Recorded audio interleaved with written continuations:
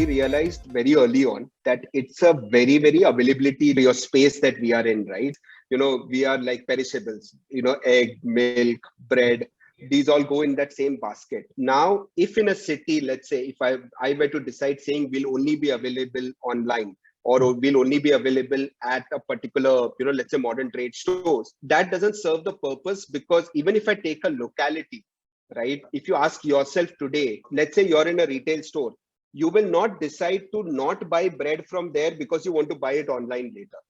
If it's in front of you, you will buy it. It's not a very planned purchase, right? And on the other hand, if you're at home, you're not going to go out to buy a loaf of bread or a cake or any bakery product, right? It's not going to be a visit only for that.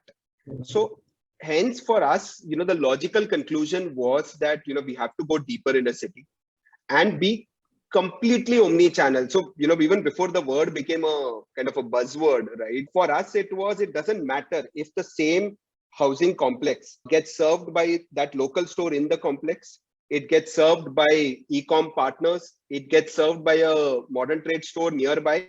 We should be present across all of those.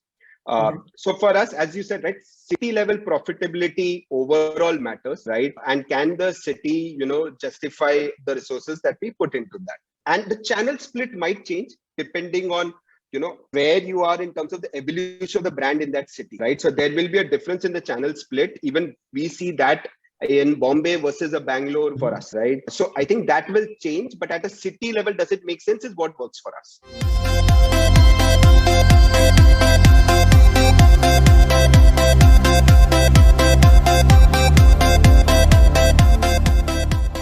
How can we be profitable by channel is something we spend a lot of time thinking about. And there are it changes at different points in time. So we cannot and do not do a city level profitability cut. And in terms of, we break it down between, the marketplace channel, the Q-commerce channels, our D2C channel and offline channels. What are we doing in terms of what are the different components of profitability and margin, right? I think one thing that we have observed is at different points in time. So for example, during COVID, there was pretty high profitability in the online channel because CACs were lower, because it was a lot of young companies who understood the digital channel putting money into ad spends. I think what has transpired perhaps in the online channel over time is two things. One is that a lot of the traditional players have upped their digital budget. So that has made CAC more expensive, along with all the, iOS, Apple changes on privacy, on being able to target your customer. But I would say equally, even on the marketplace front, what has happened, and this is, probably impacts Sneh and our brand more, because food sector brands have started being compared to personal care or fashion or clothing or brands which have far higher margin structures. And the marketplace, be it, one of the e-commerce marketplaces or even your website, is calibrating for that. Right. And I think that's an ecosystem change that we need to ask for, because it impacts all food companies which just have normal margin structures.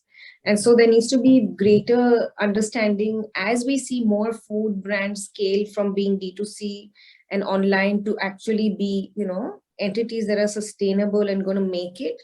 We're only going to be sustainable and make it if the channel profitability sharing between the different components of it becomes more equitable. And so in some ways, and to anybody who's a young food entrepreneur today, it is a little bit harder. I was trying to think about this, right? In that it is almost the ecosystem needs to evolve to make it possible for a new brand to come up today. Because the cost of entry is almost more painful than it used to be, say, even 2-3 years ago. And I think that's where we need change. And as we begin that journey in the offline channel, then offline channel is different. You have huge, upfront payments in many cases. And then you got to work out, will that last over the journey that your brand makes in that channel? And so then the choice of stores becomes really important. And I completely agree with Sneh. All the vanity metrics of how many cities, how many stores, it's not as important as which store and where.